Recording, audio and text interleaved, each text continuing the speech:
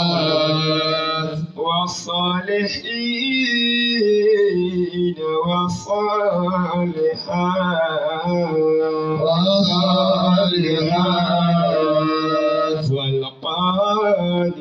والقانتين والقانتات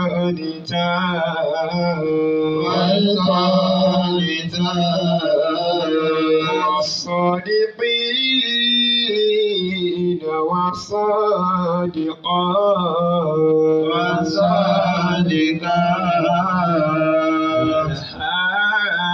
والحافظين والحافظات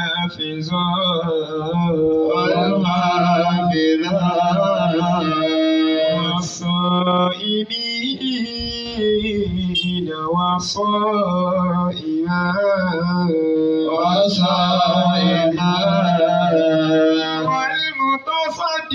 والمتصدقين والمتصدقات قولوا لا إله إلا الله محمد رسول الله صلى الله عليه وسلم لا إله إلا الله محمد رسول الله صلى الله عليه وسلم لا إله إلا الله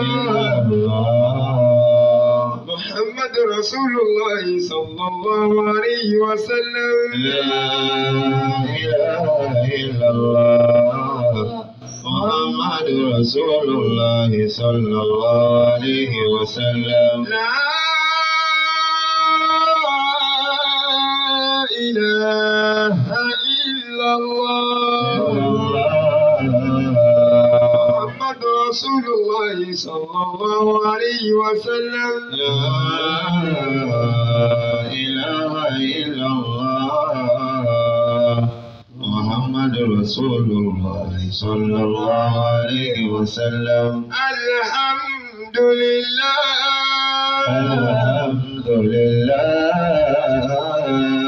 الحمد لله الحمد لله الحمد لله رب العالمين الحمد لله رب العالمين.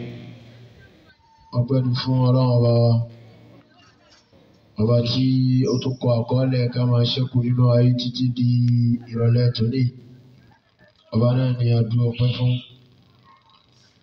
Ọ̀pọ̀ òjókòó báyìí Ọlọ́run jẹ́ kí ó máa wáyé nínú ìgbésí ayé wa. àmín. Ìkẹ́ Ọlọ́run tó pọ̀ tìyẹ̀tìyẹ̀ fún ọ̀gá gbogbo wa, aṣáájú tó dáa jùlọ tí í ṣe Ànábì wa Muhammad àti gbogbo àwọn sàhábà aláwọ̀ sàhábà rí léyìí tá a mọ̀ àti èyí tí a mọ̀ tó dórí gbogbo àwọn àìmọ̀ àwọn tábìlì tàbí táwọn náà tún pọ̀wọ́ lé wọn tí wọ́n gba iṣẹ́ tí wọ́n ti ń bẹ níwájú Ọlọ́run. Ìyọ́nú Ọlọ́run kí ó máa jẹ́ ti gbogbo wọn. Àwọn òbí ẹnì kọ̀ọ̀kan wa èyí tí ń bẹ lálùkìyámà láàrin wọn Ọlọ́run bá kẹ́ wọn ní kẹtọ̀ àlùkìyámà. Àwọn èyí tó wá ṣẹ́kù nínú ayé náà Ọlọ́run jẹ́ wọ́n lè pẹ́ fún wa ká bá lè túbọ̀ sí ìkẹ́ wọn bó ti tó àti bó ṣe yẹ. Àwọn bàbá wa imam àlékún àlàáfíà Ọlọ́run kí wọn bá wa yọ̀ǹda rẹ̀ fún wọn. Àlékún ìdúró déédéé síwájú Ọlọ́run kí wọn bá wa ṣọ́ gíga rẹ̀. Gbogbo yìí tí Ọlọ́run bá ti ṣe lẹ́yìn tí ń dùn mọ́ Ọlọ́run jẹ́ ó di ìbànújẹ́. Báyọ̀ kó máa dùn fún èèyàn tó èèyàn máa ń ní àwọn kankan tí ó máa bá èèyàn fẹ́ra. Kódà gan ọkọ àti ìyàwó wọn máa ń bẹ nígbà míì wọ́n sì máa ń ní ìṣòro tí wọ́n nílẹ̀ sọ fúnra wọn. Tí wọ́n sì tí bá wọn ń kó àwọn nìkan wọ́n máa sunkún rẹ̀ síwájú Ọlọ́run. Gbogbo àwọn àdánwò bẹ́ẹ̀ tí ń bá kó wa fẹ́ra Ọlọ́run wá wọ láàárọ̀ ìjókòó Al-Qur'ani níta ìjókòó yìí Ọlọ́run mẹ́sàlá ìjọ ẹ̀rìnkọ̀ kan wá bẹ̀. La hawla wala quwwata illa billahi al-aliyyil azim. Yẹ́nì bí ọ̀rọ̀ tá tí àwọn bàbá ìmáàmù bá bọ̀ fún wa òun náà ni àpọ́nlé àti ọlá ńláńlá tí ń bẹ níbi ilé Ọlọ́run tí a mọ̀ sí ilẹ̀ mímọ́ tí ń ṣèlú Mẹ́kà. Ọ̀pọ̀ ọ̀rọ̀ ni wọ́n ti bá wa sọ bẹ́ẹ̀. Wọ́n sì jẹ́ ká mọ̀ pé ààyè kan ní nínú àwọn ààyè tí mùsùlùmí gbọ́dọ̀ máa jẹran.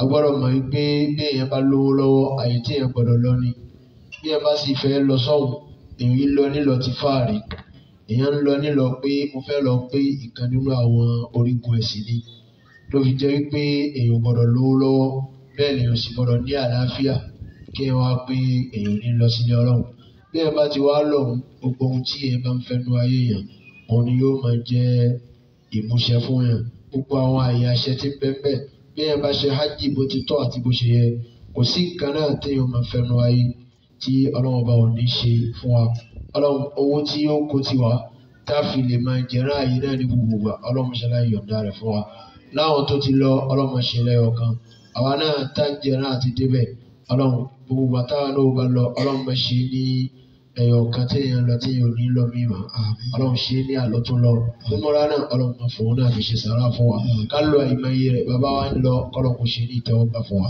la hawla wala quwwata illa billahi al-aliyyil azim. وإذ جعلنا البيت مثابة للناس وأمنا واتخذوا من مقام إبراهيم مصلى وعهدنا إلى إبراهيم وإسماعيل أن طهر بيتي للطائفين والآكفين والركع السجود. nínú àwọn ààyè tí ń bẹ nínú ayé tó ṣe pàtàkì tí Islam ó pe ojú kòkòrò wa sí pé ká máa jẹ̀rán ààyè yìí. A sọ fún wa lánàá pé kò sáàyè kan lérí ilẹ̀ ayé tó pọn dandan fún mùsùlùmí láti débẹ̀ lẹ́ẹ̀kan nínú ayé ẹ̀ àfi Mákà. Ààyè yìí ó jẹ́ àyẹ̀wò Ọlọ́run pa Ànábì Ibrahim láṣẹ kó kọ́ ilé ibẹ̀. Kódà bá a bá gbé ilé nìkó bí ò bá sí ilé náà ń bẹ̀ mọ́ kàn án bẹ̀ gan-an ààyè náà gan-an ààyè ọ̀wọ̀ ni. Ẹlọ́pàá lọ́lọ́run fi júwe ààyè náà fún baba ńlá wa Ànábì Ibrahim. Salatu wa salamu.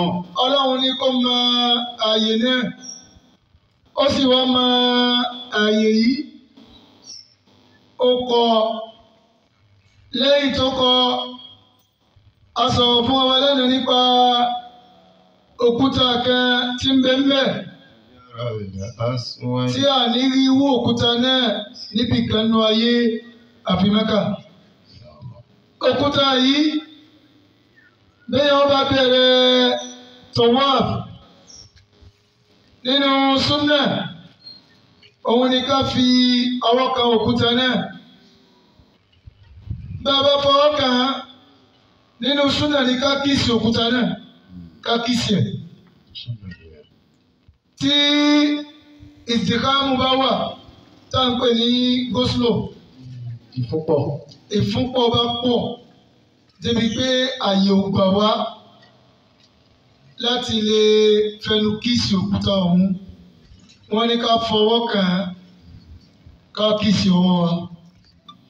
Tó bá wá di pé ìfúnpọ̀ yìí pọ̀ débi pé ọwọ́ ò lè dọ́hùn ní máa ń jẹ́ bẹ́ẹ̀ lásìkò ájì tọ́wọ́ ò nílé kàn án arábìnrin sáà ti náwó sí báyìí wọ́n ṣe bismillah Allahu akbar. Ààyè yìí tá ń pè ní Hajarul Aswad òkúta yìí ọ̀pọ̀ nú àwọn tí ń lọ Mẹ́kà tó ṣe pé gbogbo ìjà ni wọ́n jà lérí kọ́wọ́ tàwọn nìkan wọ́n sá jà gbogbo ohun tó bá gbà náà fún wọ́n lè tarí ìyẹ̀sùnmú pé àlọ́wọ́ tàwọn gbọ́dọ̀ kan gbogbo èyí àyìnbá ni. àyìnbá kan mọ̀ kan. kódà iṣẹ́ àjìká lọ ṣe àti ń bàjẹ́. لا رفث ولا جدال في الحج. لا فسوق ولا جدال في الحج. ìwà pòkì àìwò Mẹ́kà ó tó wá ní Káàbà bàbá ń tì wọ́n má tiẹ̀ lómi. ọwọ́ kò sùúrù tí wọ́n fi tì wá káwà níbi tiẹ̀ lómi. torí ó pàdé àwọn ìrànlọ́wọ́ wá òun mú ìyàwó ẹ̀ wá kò fẹ́ kọ́wọ́ tẹ̀ yíká ìyàwó ẹ̀ yóò wá protéger ìyàwó ẹ̀ níbi pé ó lè mọ fún wọn kú láti protéger ìyàwó ẹ̀. Islam sì ní kí wọ́n má jà kí wọ́n mọ hùwà kò kí mẹ́ òun ní ti taari ìwọ́n báyìí ní fún ẹkú fi báyìí èèyàn sì ní gbogbo wa. òní fẹ́ kára kan ìyàwó pé màá fi owó fi fún ọ nígbọ̀n. ẹni tí wọ́n jẹ́ ó bá pé àbí kó máa tẹ̀ ẹ́ mọ́ra kó máa gbà bẹ́ẹ̀ gbogbo bí wọ́n bá ṣe ń gun mọ́lẹ̀ bí wọ́n yẹn jẹ bí wọ́n ti ń tì í nì kóun sáà ti máa gbà á mọ́ra mọ́gbẹ̀sẹ̀ látẹ̀mọ́ra. àyínú bẹ̀rẹ̀ àyínì ibẹ̀ kọ́ o ọgbà mi létí èmi náà gbà tèmi padà èyí Káàbà kọ́ àmú bẹ̀rẹ̀ àmfì ó tẹ̀mí mọ́lẹ̀ padà èyí Káàbà kọ́ o. àyínlò fi Musa nídìí Káàbà. àyínlò ọwọ́ kú ta ni òní wọ́n lò ṣáwà yìí náà ta ni òní lò bàbá ní bàbá ń ṣàdúrà kọ́lọ́hún fún wa sùn tábàlì lọ́mọ́kà ó tún máa bẹ̀rẹ̀ lọ́hún kọ́lọ́hún má gbé pàdé àtẹ́ni sùn. lọ́dún tí èmi lọ́mọ́kà mo ṣe wá sí sùúrù láti ilẹ̀ yìí nínú ọkọ̀ mo ṣe títí àbídé Jídà awakọ̀ ń Jídà a lọ sí ìlú Mọ̀dínà wá sí sùúrù náà mo ṣe fún gbogbo ìjọ gbogbo wákàtí tá a ṣe nú ọkọ̀ wá sí sùúrù. àti wá ṣe gbogbo síjú tá a lọ Mọ̀dínà àti parí ẹ̀ ó wá kó ká pò ní Mọ̀dínà ká darí sí Mẹ́kà.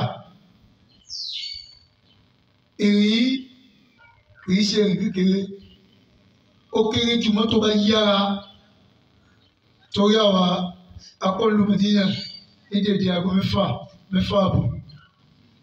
Àwọ̀ ìlú Mẹ́kà ní dèdè aago 5 àbọ̀ 6 àbọ̀ àṣùbà àwa dé Mẹ́kà láago 5 àbọ̀ àṣálẹ́ a ṣe pause wákàtí kan ẹ wo distance náà kò ti sí go slow kò sí pé ibi tí mọ́tò dé yìí títí mọ́tò pọ̀ débi pé mọ́tò náà ò lè sáré. kò sí ẹtì ẹ̀rọ mi sí lójú ọ̀nà súnkẹrẹ fàkẹrẹ kò sí bẹ́ẹ̀. mọ́tò sáré tòun bí tí sáré náà àgùntàn lóhùn. jama ọlọ́run gbé mi pàdé atẹ́nisùn táwọn èèwọ̀ sì wá ń sọ fún mi pé àfàṣẹ bẹ́ẹ̀ náà lè ṣe wá sí sùúrù.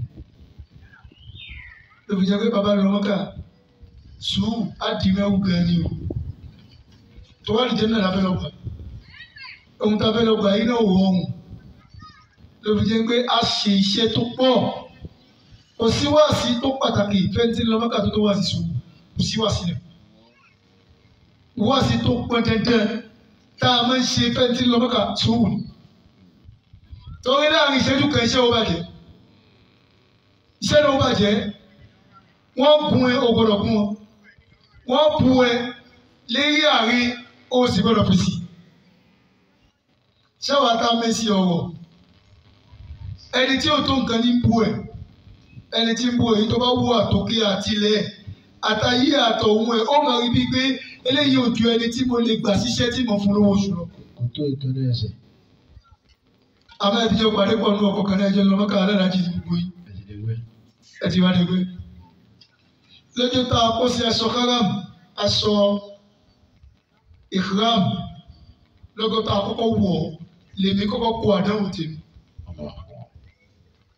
aláwọ̀ sì ní yíge mo yege àtúndé mi náà mo tún kọ àdánwò yìí kan náà lára ápùn yìí náà kan ṣoṣo. ìmọ̀ nífẹ̀ẹ́ bọ́ tán ọ̀pọ̀lọpọ̀ àwọn jẹ̀mọ́ tí wọ́n rán wa létí gbé àfa síbẹ̀ ilẹ̀ ṣe wá sí sùúrù. وإذ جعلنا البيت مثابة للناس وأمنا واتخذوا من مقام إبراهيم مصلى وعهدنا إلى إبراهيم وإسماعيل أن طهر بيتي للطائفين والآكفين والركع السجود.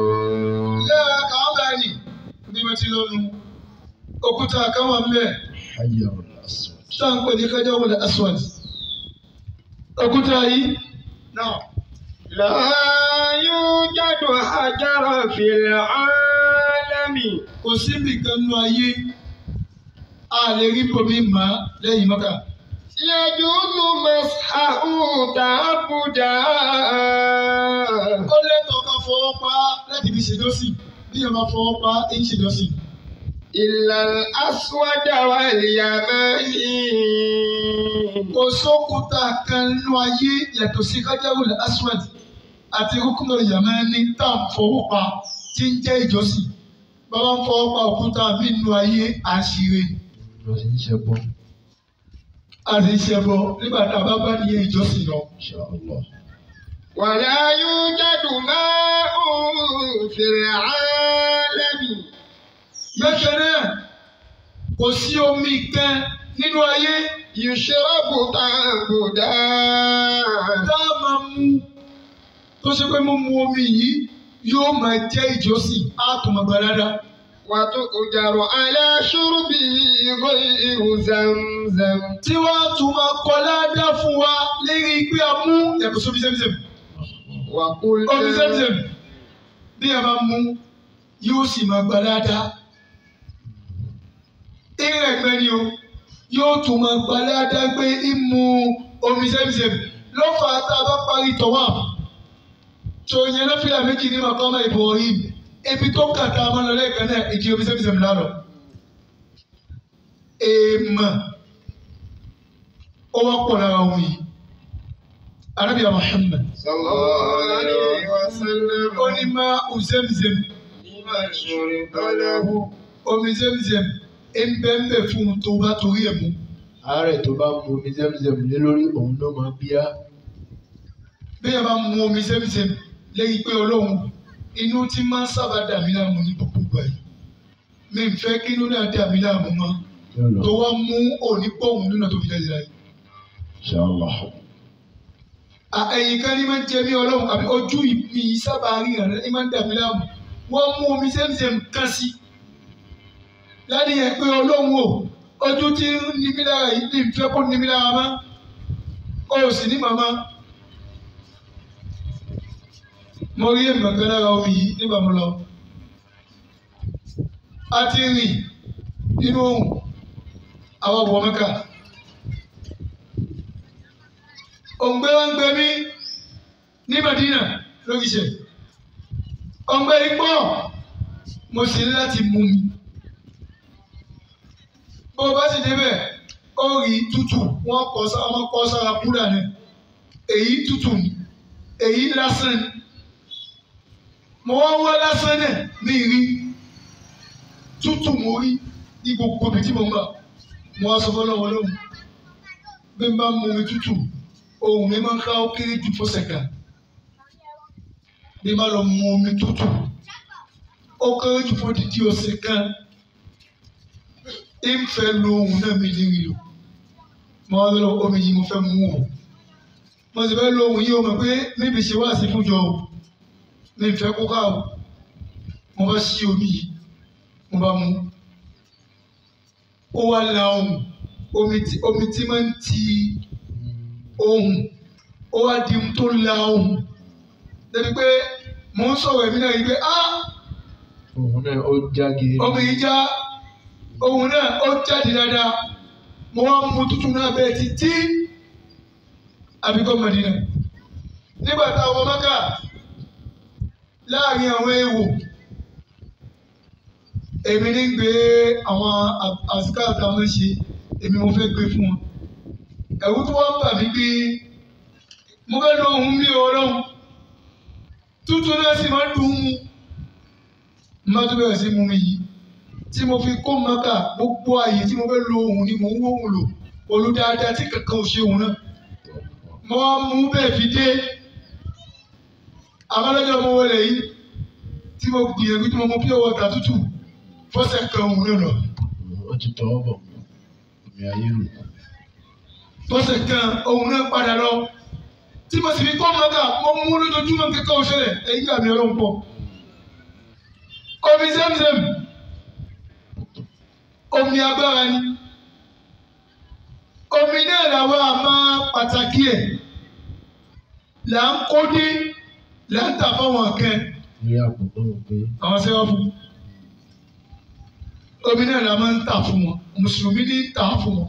Àwọn mùsùlùmí ni wọ́n máa ń lọ tà fún wọn. Torí àwọn ọmọ pàtàkì omi náà bá a bẹ ti dé báyìí tó bá ní wọn lọ́rẹ̀ẹ́ wọn à ní tọwọ́ kankan lọ́dọ̀ ẹ̀ àfọ̀mí yìí. Ìjábọ̀ alájí ìhẹ́ gan.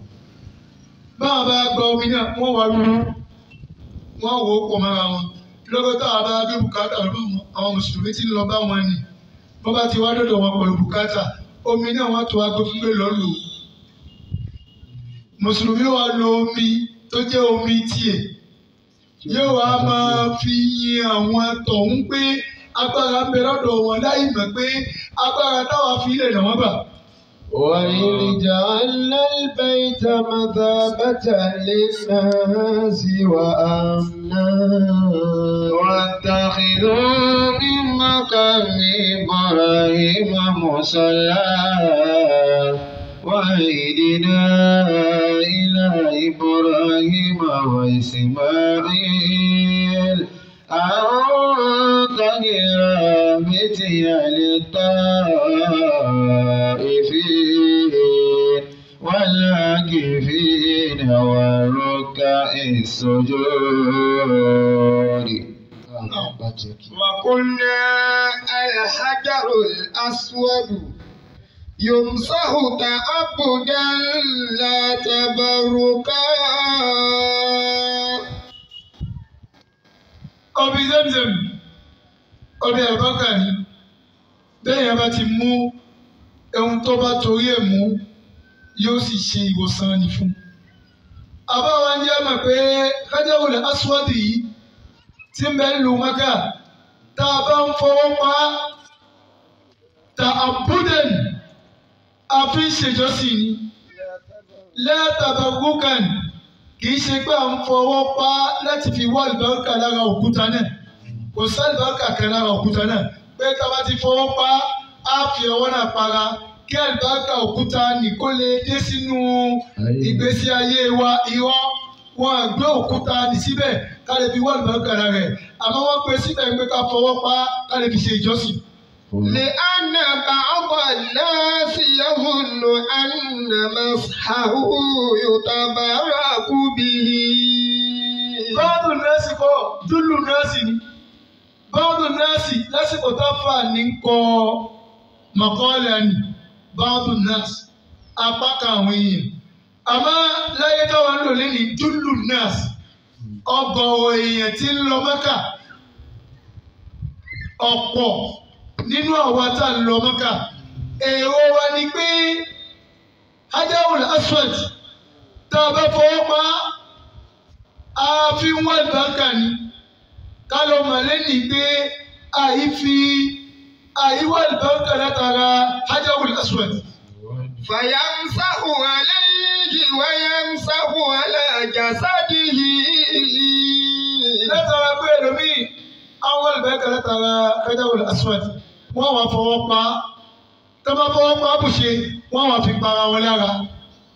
ويمسح عليه ويمسح على ولده.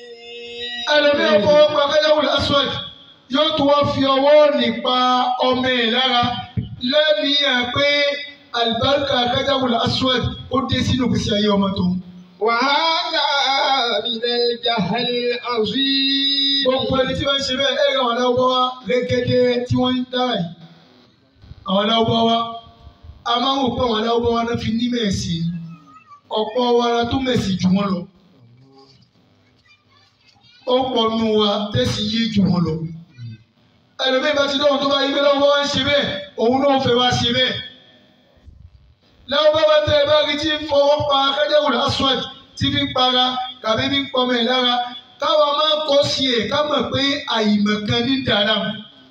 وإذ جعلنا البيت مثابة للناس وأمنا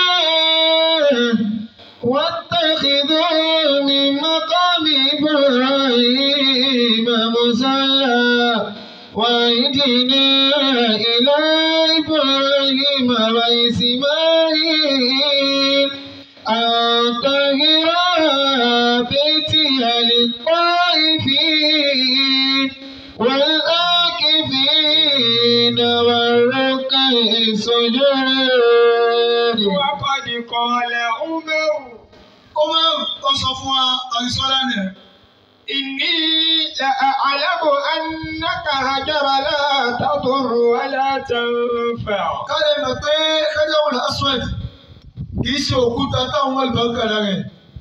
èyí ló fà á lọ́jọ́ tí wọ́n fẹ́ fọwọ́ pa gẹ́gẹ́ bí súnà nẹ́bì gẹ́gẹ́ bí ìṣe ànẹ́bì.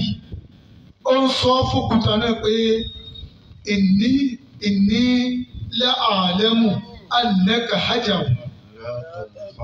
ó ní mo mọ̀ pé ìrẹ̀ yìí òkúta lásán ni. lẹ́àtẹ̀dó wù bí n bá kọ̀ bí n bá fọwọ́ pa ẹ́ o láǹfààní kan tó ṣe o nínira kan tó kó bá mi. bí n bá sì fọwọ́ pa ẹ́ lẹ́tẹ̀ǹfààhùn ìfọwọ́pa tí mo fọwọ́ pa ẹ́ nì kò láǹfààní kan tó ṣe fún mi. lawla anni رأيت رسول الله يقتلك ما قبلتك يقبلك ما قبلتك. ó ní lawla anni bí o bá sí pé mo rí i pé ànábì òjíṣẹ́ Ọlọ́run ẹni tá a kọ́yọ́ iṣẹ́ ájì látara rẹ̀ bí o bá sí pé mo rí i pé ń kìsì ẹ̀ èmi ní kìsì ẹ̀ o ẹ̀rí mẹ́ni ká mọ̀ pé ànábì ṣe á ṣe